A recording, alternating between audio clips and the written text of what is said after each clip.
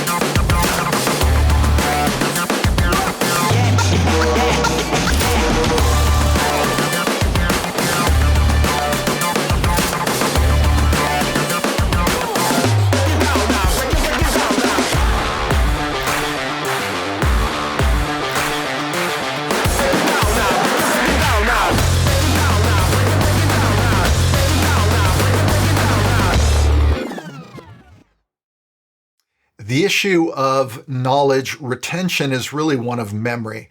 Working memory versus permanent memory, short-term versus long-term memory. The way that you put things into your long-term memory is you repeat those things over time. It takes repetition over time. When you learn a new technique in Jiu Jitsu and you drill it a few times, okay, great, you've put it into your working memory, but you haven't put it into your permanent memory yet. And to do that, you have to repeat that thing over time. It's not one training session that will create that memory. It's many training sessions in which you practice that thing. It's sort of like what Bruce Lee said. He said, I don't fear the man that knows 10,000 kicks. I fear the man that has practiced one kick 10,000 times.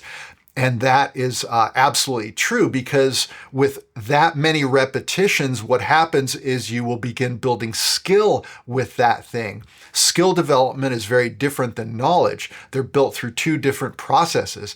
I can give you knowledge. I can share something with you. Now you've got knowledge, but do you have skill? Skill requires a lot of failure.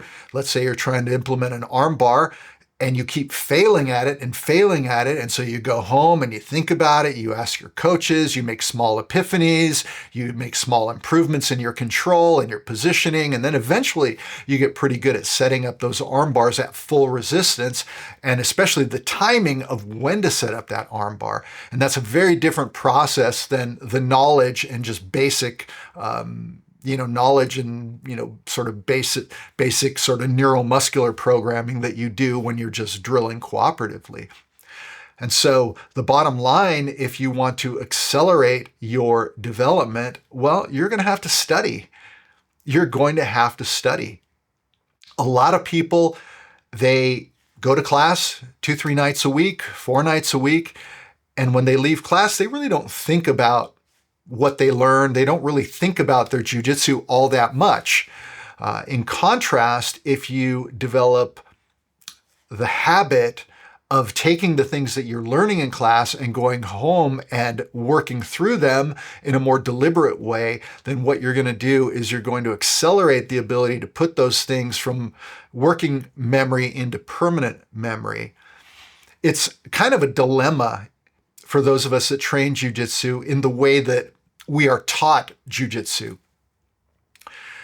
Typically, because you don't know who's going to be in class on any given night. People train 2, 3, 4 nights per week. It's not like a wrestling program where you might have the same 15 kids in class every single day over the course of 6 months, and you can bring them up very methodically. You can organize your training sessions so they each one builds on the last in a very progressive way. You can have scaling intensity over time, all these things that are possible when you have the same people in class every night, especially if their skill level is similar.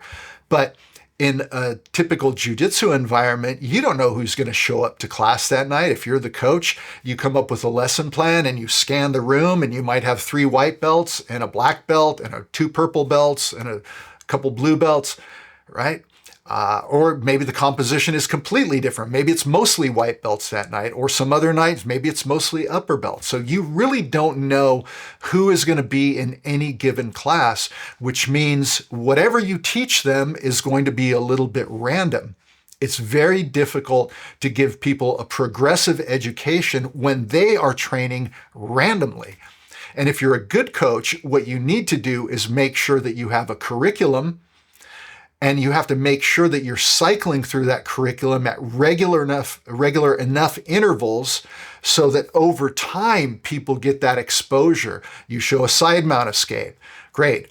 2 months later, you show that same side mount escape. 2 months later, you show that same side mount escape again. And so over time, students are getting repetition of those things to accelerate their development. But ultimately, it's an issue of repetition. It's really an issue of repetition. And if you can change the way that you approach going to class and the things that you do when you come home from class to being more proactive about your development, really taking control of your development more, then I think you can accelerate your development pretty significantly. If the average person trains jiu-jitsu, let's say 3 nights per week, which probably is the average, well, that's 150 training sessions in 1 year. That's 1,500 training sessions in 10 years. And so if it takes 10 years to become a black belt, well, that's 1,500 training sessions roughly that you'd have to put in to get to black belt.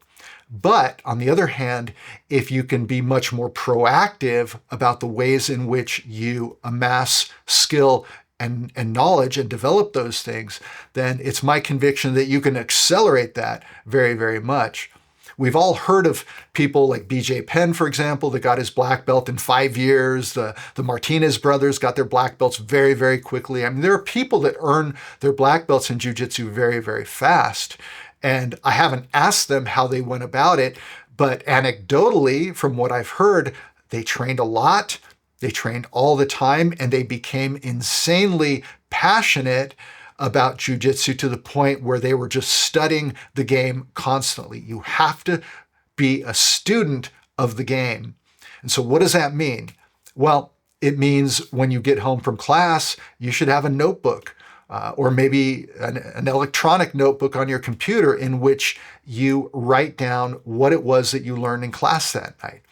And the details of that, let's say you learned an arm bar, you might write, pull the arm across your center line. You type that. Block the arm with your leg by putting your foot on the hip. You write that down. Cut a perpendicular angle as you break their posture. You write that down. Elevate your hips, throw your legs over their head, write that down. So you make pretty detailed notes on what it was that you learned. The act of doing that is part of that repetition that I talked about. And then what I have always been a fan of is visualization. I made a whole video on the subject of visualization a couple years ago. And here's how powerful visualization is, because your brain doesn't really know the difference between thinking about something and doing something. If you were to close your eyes and imagine a puppy dog versus opening your eyes and actually seeing a puppy dog, what you'll find is that your visual cortex will light up almost identically in those two things, because again, your brain doesn't really know the difference between thinking about something and seeing something. And there was an interesting study they did in which they took a group of people, split them in half. Half of the group did finger exercises for 4 weeks. The other half visualized doing those finger exercises for 4 weeks. And they found that the people that did the exercises on average, improved their strength by 30%, while the group that visualized actually improved their strength by 22%, which is massive. And if my math is right, that means that the group that visualized got 60% of the benefit of actually doing that thing. And listen, Olympic athletes, pro athletes, a lot of people have tapped into visualization going back decades and decades and decades. This isn't a secret that it works really well. And so I'm a fan, I've always been a fan of you go to class, you come home, you take some notes about what you learned, and then you carve out a little bit of time to visualize, maybe before bed. I've always done it, as I go to bed. Maybe you go to bed a little bit earlier, 20 minutes early, you're not quite tired yet, you go to bed a little bit early, turn off the light, and you spend that 15, 20 minutes just visualizing what it was that you learned in class that night.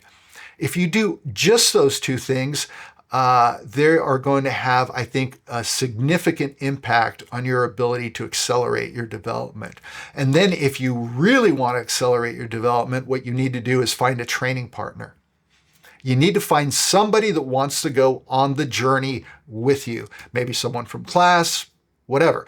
You find someone that you can get together with once a week. You don't need a lot of space. I actually had a little sparring session the other night with my girlfriend's son who wants to get into Jiu Jitsu, and our living room has a tiny little space. There's hardly any space in the living room, and yet we're able to roll. So you don't need a lot of space. You can put some mats in a spare room or the garage or roll them out in the living room. All you need is a little space to begin drilling the things that you've been learning in class. And ideally, you will drill those things cooperatively, but then you will add a little bit of resistance, progressive resistance. So your opponent or your training partner resists 20%. You're trying to hit that arm bar, he resists just a little bit. And then he gives you 30% resistance and 40% resistance. And so you are getting the skill development portion of it, not just the knowledge component through the application of that resistance. And to me, that would be a great recipe. You have a training partner, you're visualizing, you're writing stuff down, and you are consciously working on shoring up the areas where you're having difficulty in your game. Generally, the white to blue belt, white to maybe mid-level blue belt journey is one of technique accumulation. You have to learn so much. You got to learn side mount escapes and back escapes and guard passes and sweeps and guard attacks and chokes and leg locks and takedowns. And there's a lot to learn. And so in the early stages of Jiu Jitsu, you just have to be a sponge. You can't really go too deep into the techniques you're learning yet because there's a lot to learn. But the journey from about mid-blue belt all the way to black belt and beyond is really one of strengthening your strengths and minimizing your weaknesses. If you look at any of the top competitors, Marcelo Garcia, Roger Gracie, or the Rotolo brothers, or any of the new school guys out there, the Tackett brothers, what you find is each one of those has an A game. And the A game is going to be different amongst all those practitioners. But the A game is what allows you to be most effective against just about anybody. You still need to have a broad knowledge of Jiu Jitsu, especially defensively. You might have a great A game, but if you don't know anything else, there's going to be massive gaps in your knowledge. So you have to know the whole game so that at least you have the timing and the sensitivity to be able to react quickly enough to not end up in these bad positions while you're strengthening your strength. And so the major part of the journey from, mid blue belt to black is really strengthen your strengths, minimize your weaknesses, learn to funnel people into the areas that you are strong. Maybe you've got a great rear naked choke from the back. Well, you have to be able to get to the back. And so that becomes an area of study. go watch some YouTube, go talk to your coach, maybe take a private lesson, begin working on all the ways in which you can get yourself to the back so that you can give yourself the best opportunity to get the finish with your preferred technique. And that's really the journey, again, as you advance through the ranks, more so than just general random technique accumulation. And that requires a proactive, attitude. You have a take control attitude where you are going to ultimately be responsible for your own development. John Danaher talks about that ultimately each one of us has to take control of our own development.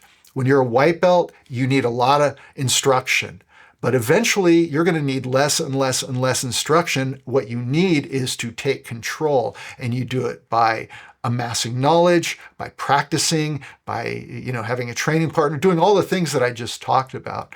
And I think it's possible to accelerate your development greatly. So those are my thoughts on the subject. And let me know below if you have some ideas for amassing knowledge and skill and improving your retention with Jiu Jitsu. I'm curious to hear from you guys below. All right, take care.